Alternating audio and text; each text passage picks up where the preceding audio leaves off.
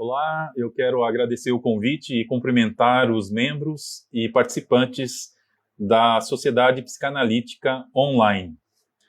Eu quero propor uma fala resumida acerca da temática lacaniana, o nome do pai.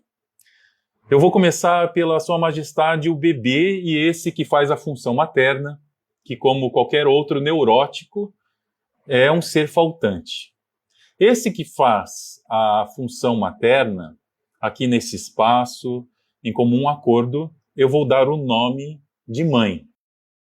Podemos dizer que, geralmente, uma vez grávida, o bebê preenche essa falta e há um sentimento absoluto. O bebê é o falo da mãe, e o bebê é libra de carne, da ordem do real, com instintos. E me atrevo a dizer que não há animais irracionais e animais racionais. Há animais com atributos naturais, que não têm dúvida do que são, que não têm dúvida do que fazer, e há animais simbólicos. Quando se está num estágio prematuro, há uma relação de dependência com quem faz a maternagem. A mãe vai suprir as carências do corpo e vai suprir as carências no campo imaginário. Essa relação imaginária vai fazer com que a criança tenha uma confusão com a mãe.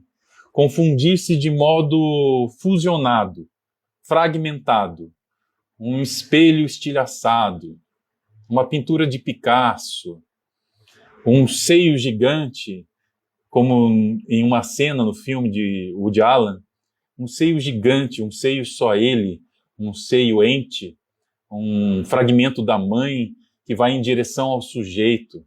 É uma relação fusional. A criança ela se vê como uma extensão da mãe. Lacan declara que a entrada da pulsão no humano é traumática. A pulsão é o próprio desassossego. A pulsão introduz a perda e a linguagem coloca o desejo. Como um tecido ensanguentado, diz Lacan, nosso corpo biológico recebe o golpe da linguagem. Nós somos atravessados pela linguagem. E a libra de carne, diz Lacan, é o que se paga pela vida para fazer desse organismo um corpo de significantes. A libra de carne é o objeto A, é o objeto perdido.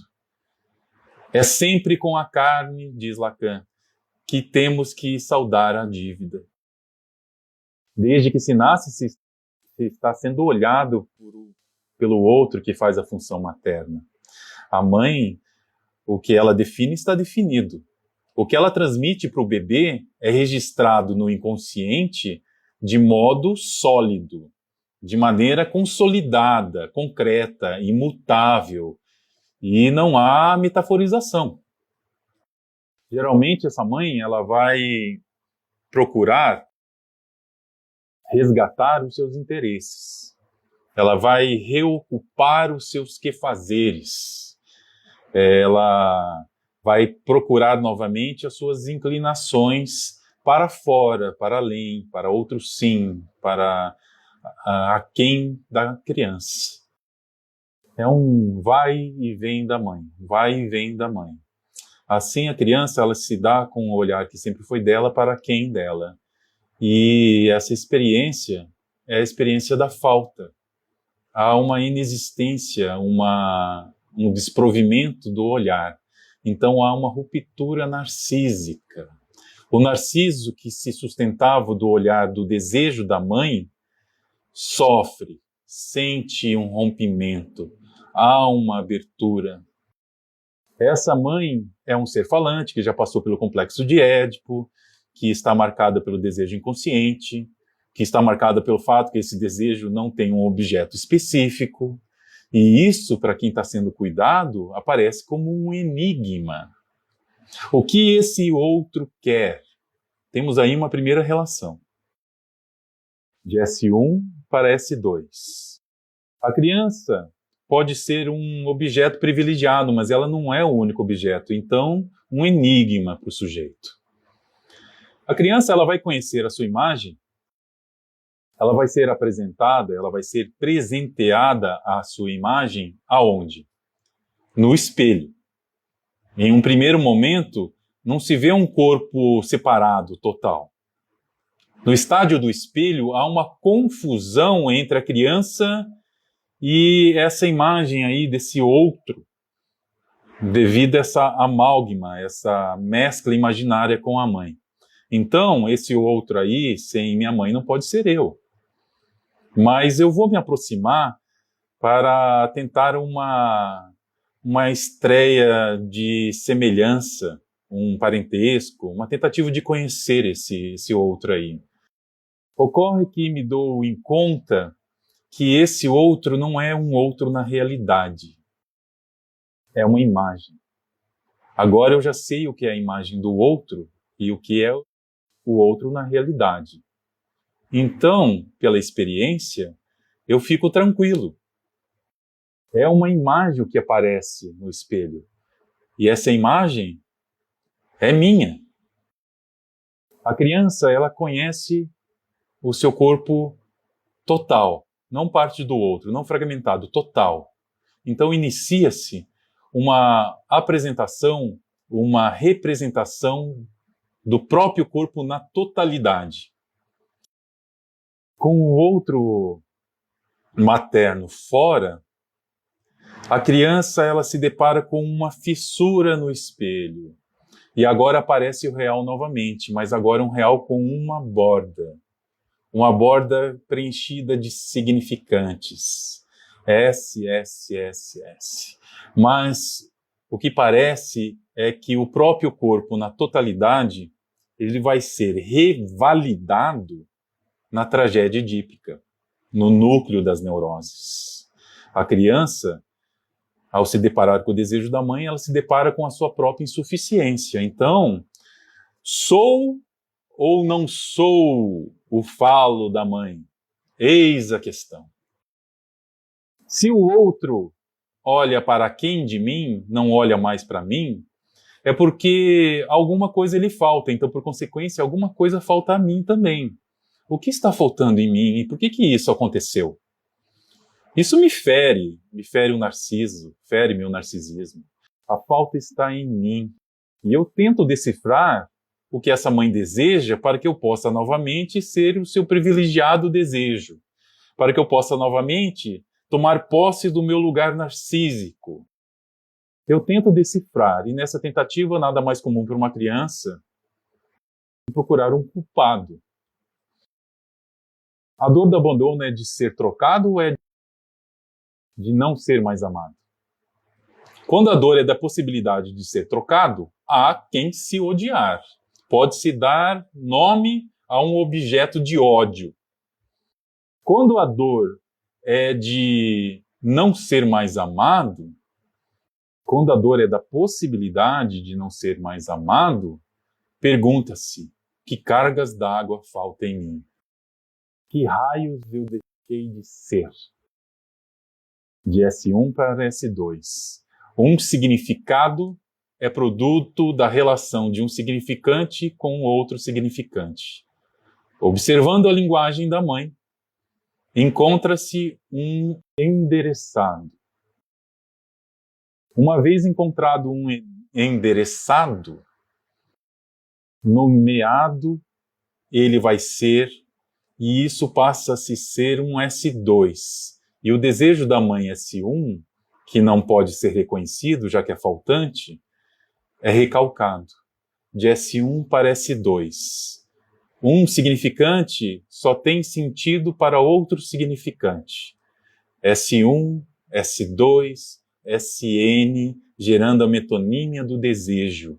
Metonímia no sentido de um uso de objeto, do uso de um objeto fora do seu contexto semântico normal. O que o outro materno deseja? Aí a entrada no simbólico, na linguagem.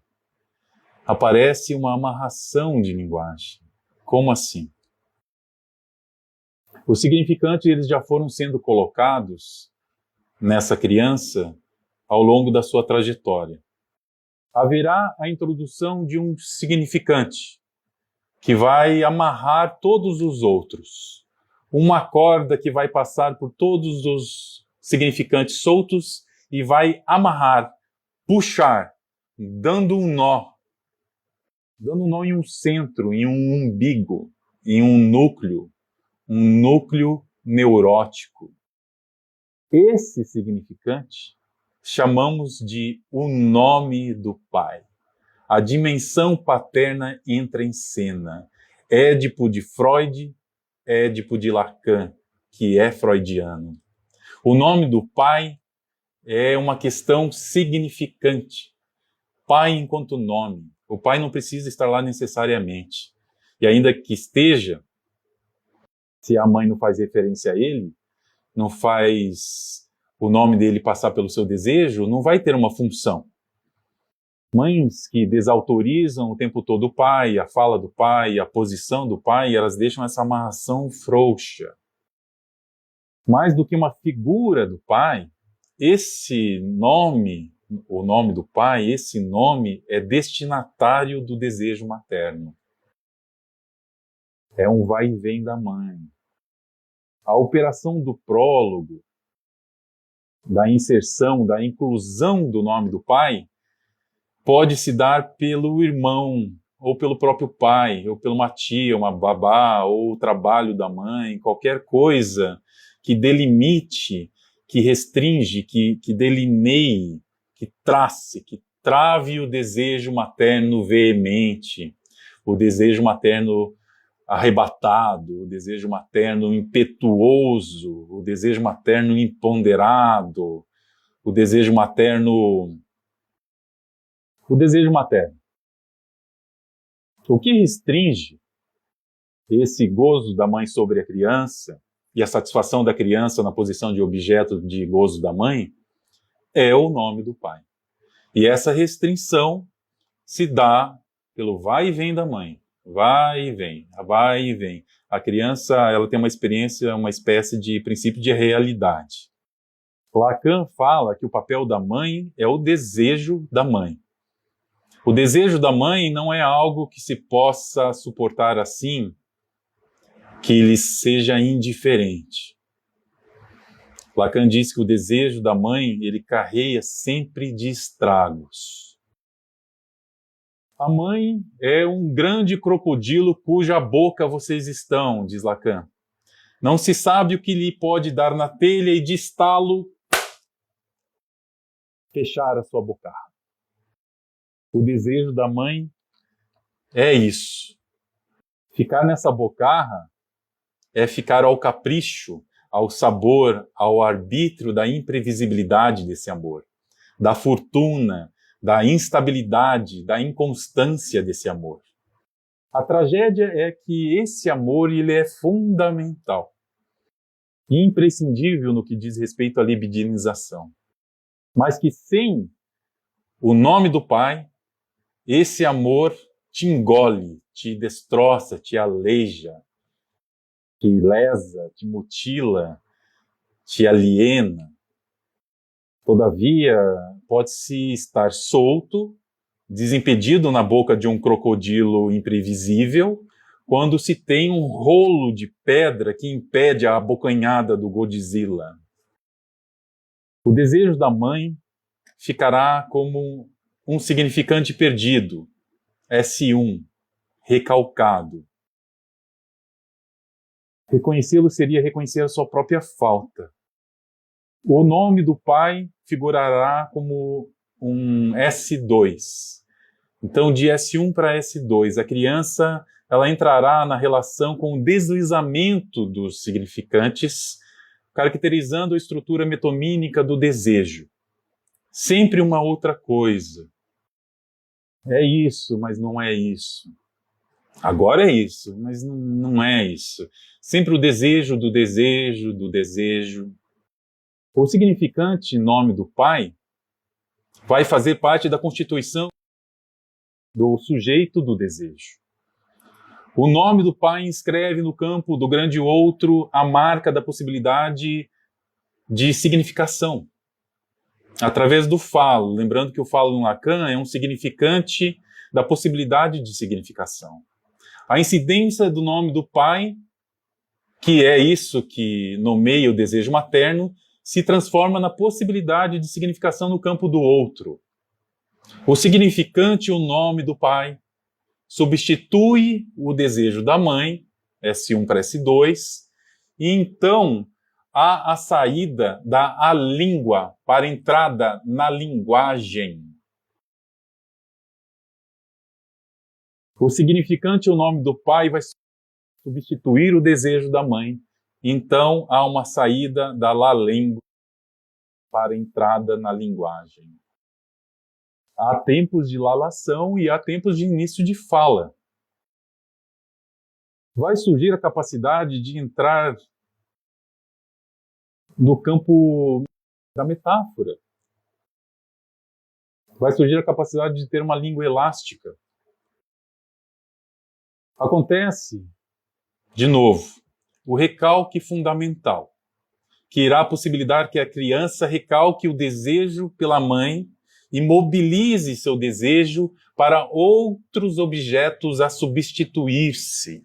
Isso ao longo da vida do sujeito, quando ele vai procurar o significado do seu próprio desejo em relação ao outro.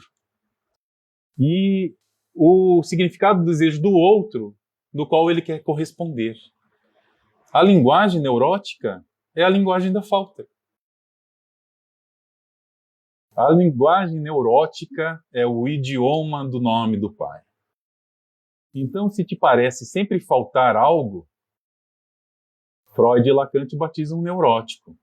E quem sabe um dia há de se perceber que essa falta não se preenche, se convive. E se nós não tivéssemos essa falta, se nada nos faltasse, nós íamos estar assim em alucinações, ter alucinações de onisciência, de onipotência. Na ordem simbólica, no campo do outro, é possível construir uma significação volúvel. É possível construir uma significação restringida, manca, incompleta. Na ordem simbólica, no campo do outro, é possível construir uma significação semi-plena, porque não há plenitude. Dois não viram um só. Você não me completa. Eu não te completo. Não há nirvana. Dois não viram um só. Dois continuam um e um, que é igual a um e um, que é igual a um e um, que é igual a um e um, porque não há nada igual. Vai ficar com os pés inchados de tanto procurar. Vai procurar a vida toda e não vai encontrar. Pois é, Édipo. Decifra-me ou te devoro.